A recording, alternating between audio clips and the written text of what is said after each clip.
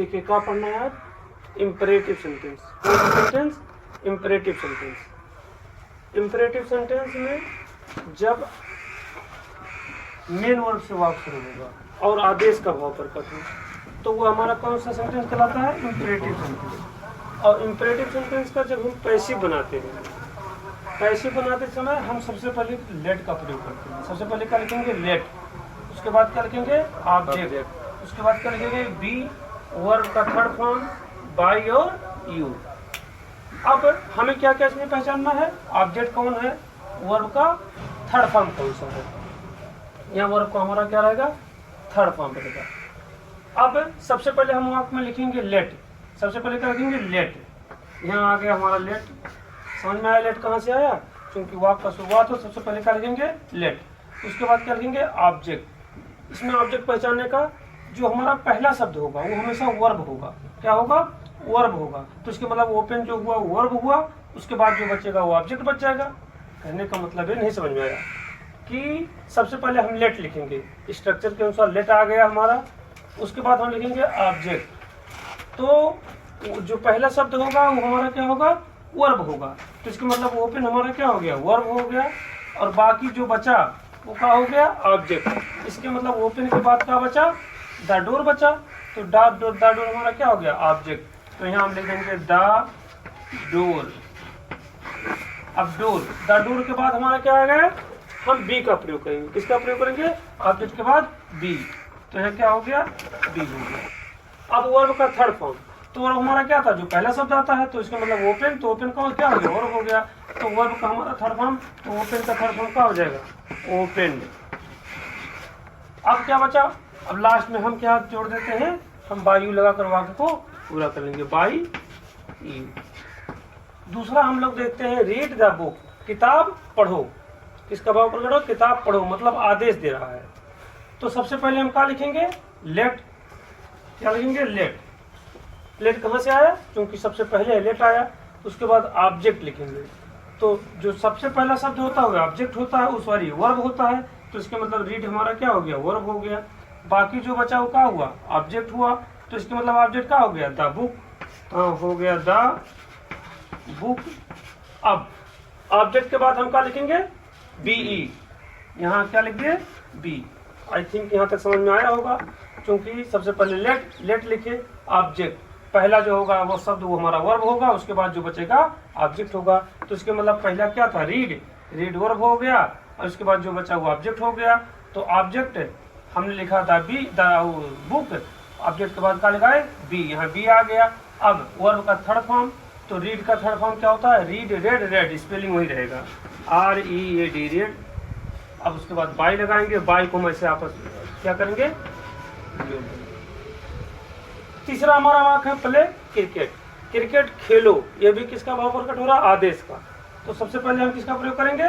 Late का। तो यहाँ क्या हो गया? लेट हो गया। अब लेट, उसके बाद ऑब्जेक्ट हो गया। तो पहला शब्द हमारा जो होता है वर्ब होता है, तो प्ले हमारा वर्ब हो गया। इसके बाद क्या बचा? क्रिकेट बचा। तो इसके मतलब क्रिकेट क्या हो गया? ऑब्जेक्ट हो गया। लेट हो गया, क्रिकेट हो गया। अब इसके बाद हमारा बी हो जाएगा, बी हो गया। अब वर्ब हमारा प्ले का थर्ड फॉर्म प्लेड हो गया। बाय और यू को हम आपस में ऐसे बाय यू हो गया। अब है हमारा चौथा रिंग द बेल। कहने का मतलब सबसे पहले इंपरेटिव सेंटेंस में जब पैसिव बनाना होता है, लेट लिखते हैं, लेट के बाद ऑब्जेक्ट लिखते हैं, उसके बाद बी आता है, वर्ब का थर्ड फॉर्म आता है, बाय आता है और ऑब्जेक्ट आता है। तो रिंग द बेल तो हो जाएगा लेट। सबसे पहले लेट, द बेल ऑब्जेक्ट हो गया, द बेल। उसके बाद में हम क्या लिखेंगे? ऑब्जेक्ट के बाद बी उतर गया।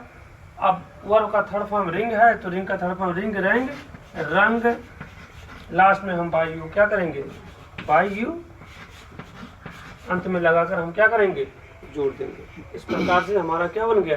पैसिव वॉइस बन गया। फिर एक बार देखिए कि जब वाक्य में आदेश का भाव, ऑर्डर का भाव आएगा तो हमारा इंपरेटिव सेंटेंस कहलाएगा। इसका हम पैसिव बनाते समय, अब इंपरेटिव सेंटेंस अक्सर अगर पॉजिटिव सेंटेंस है तो हमारा मेन वर्ब से ही शुरू होगा। तो जैसे ओपन द डोर, दरवाजा खोलो, किसका भाव है? आदेश का। तो इसका जब पैसे बनाएंगे तो सबसे पहले नियम according to rules will have to start the sentence from let. हम सबसे पहले लेट लिखेंगे, लेट के बाद ऑब्जेक्ट लिखेंगे, ऑब्जेक्ट के बाद बी लिखेंगे, बी के बाद वर्ब का थर्ड फॉर्म बाई और यू। अब लेट आ गया, उसके बाद ऑब्जेक्ट, तो सबसे पहले जो पहला शब्द होगा वह वर्ब होगा, तो पहला शब्द ओपन हमारा वर्ब हो गया, बाकी जो बचा ऑब्जेक्ट। तो द डोर आ गया हमारा ऑब्जेक्ट, उसके बाद में ऑब्जेक्ट के बाद बी लिखेंगे, वर्ब का थर्ड फॉर्म हो गया, बाई यू अपने से हम क्या करते हैं, हम जोड़ देते हैं। ये हमारा इम्परेटिव हो गया। और हमारा नेगेटिव कैसे बनेगा उसको अभी हम फिर आगे बताते हैं। देखिए पहले टॉपिक में हम लोगों ने पढ़ा था इम्परेटिव सेंटेंस, जिसमें क्या था, पॉजिटिव सेंटेंस था, उसमें भी आदेश का भाव प्रकट होता था। लेकिन इस बार हम लोग पढ़ेंगे इम्परेटिव का क्या, नेगेटिव। नेगेटिव का मतलब क्या, जब वाक्य में डू नॉट का प्रयोग हो जाए तो वाक्य क्या होता है, हमारा क्या होता है, इम्परेटिव सेंटेंस होता है। जैसे है do not write a letter, एक पत्र मत लिखो। क्या कह रहा है, पत्र मत लिखो, मत माने क्या, नहीं की बात कर रहा है। Do not play the flute, flute माने बांसुरी, बांसुरी मत बजाओ, मतलब वो क्या कर रहा है, आदेश दे रहा है।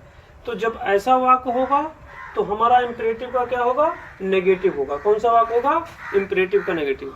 इसका जब हम पैसिव बनाएंगे तो क्या करेंगे, सबसे पहले इसमें भी हम क्या लिखेंगे, लेट लिखेंगे, लेट के बाद क्या लिखेंगे, ऑब्जेक्ट लिखेंगे, उसके बाद क्या लिखेंगे, नॉट लिखेंगे, बी लिखेंगे, वर्ब का थर्ड फॉर्म, लास्ट में बाई यू को जोड़कर वाक्य को हम क्या करेंगे, बना लेंगे। लेकिन इस वाक्य में आए हुए डू, देखो ना, do not write a letter, हम डू को क्या करते हैं, हटा देते हैं। जब पैसिव बनाते हैं तो क्या करेंगे, डू को हटा देंगे। मान लीजिए पहले डू आया है तो डू क्या हो जाएगा, हट जाएगा। और सबसे पहले क्या लिखेंगे, लेट, तो यहाँ क्या हो गया, लेट। समझ में आया ना, ये लेट कहाँ से आया, कि वाक्य में सबसे पहले क्या आता है, स्ट्रक्चर में लेट, तो लेट लिख दिए। उसके बाद क्या लिखेंगे, ऑब्जेक्ट। अब हमने पिछली वीडियो में बताया था कि पहला शब्द हमारा क्या होता है, वर्ब होता है, तो डू हमारा सहायक क्रिया तो हट जाएगा। उसके बाद क्या बचा, नॉट, नॉट हमारा नेगेटिव शब्द है तो ये वर्ब होगा नहीं, तो इसके बाद जो बचेगा वो क्या होगा, वर्ब होगा। तो नॉट के बाद क्या है, राइट है, तो ये हमारा वर्ब हुआ। तो वर्ब के बाद जो बचा वो क्या हुआ, ऑब्जेक्ट। तो नॉट के बाद जो बचा वो क्या, वर्ब, और वर्ब के बाद जो बचा वो क्या, ऑब्जेक्ट। तो इसके मतलब ऑब्जेक्ट हमारा क्या हुआ, ये लेटर, और लेट के बाद क्या लिखा, ऑब्जेक्ट लिखा, तो क्या हो गया, ये लेटर हो गया। अब उसके बाद क्या लिखा, ये जो हमारा नॉट था, यहाँ नॉट हम उतार देंगे, ठीक है। अब नॉट के बाद बाकी बता बी, बी हो गया। अब वर्ब का कौन सा फॉर्म, थर्ड फॉर्म, तो वर्ब हमारा क्या, राइट, तो राइट का थर्ड फॉर्म क्या हो जाएगा, रिटर्न, क्या हो जाएगा, रिटर्न। बाई यू को हम क्या करेंगे, उतार देंगे, बाई यू हमारा उतर जाएगा। समझ में आया। फिर हम एक लोग दूसरा सेंटेंस देखते हैं कि इम्परेटिव के नेगेटिव में सबसे पहले हम क्या लिखते हैं, लेट लिखते हैं, ऑब्जेक्ट लिखते हैं, और वाक्य में आए हुए डू को हटा देते हैं। पैसिव बनाते समय जब हम पैसिव बनाएंगे तो वाक्य में आए हुए डू को क्या करेंगे, हटा देंगे। तो पहला काम क्या करेंगे, डू आया है तो डू हट गया, हट गया। उसके बाद सबसे पहले हम वाक्य में क्या लिखते हैं, लेट लिखते हैं, तो यहाँ क्या हो गया, लेट हो गया। डू हटा, यहाँ क्या हो गया, लेट हो गया। आपको पता है नॉट हमारा नेगेटिव शब्द है, ये तो वर्ब होगा नहीं। इसके बाद जो बचा वो वर्ब होगा, उसके बाद जो बचा ऑब्जेक्ट होगा। तो हम लेट के बाद क्या लिखा, ऑब्जेक्ट लिखा, यह ना, तो ऑब्जेक्ट लिखा तो ऑब्जेक्ट क्या हो गया, द फ्लूट, तो क्या हो गया, द FLUT, फ्लूट माने बांसुरी, फ्लूट हो गया, ऑब्जेक्ट हो गया। उसके बाद हम क्या लिखा, ऑब्जेक्ट, ऑब्जेक्ट के बाद नॉट, तो नॉट हो गया। उसके बाद क्या लिखेंगे, बी लिखेंगे। वर्ब, वर्ब का हो पले, तो पले का थर्ड फॉर्म क्या हो जाए, प्लेड हो जाए। उसके बाद बाई हो गया, यू को हम ऐसे क्या करेंगे, उतार देंगे। फिर देखिए डू है तो डू हट जाए, हटी ना, तो डू हट गया तो क्या हो गया, लेट, लेट के बाद नॉट है, हमारा नेगेटिव शब्द है। उसके बाद जो बचा तो का वर्ब, उसके बाद जो बचा तो का ऑब्जेक्ट।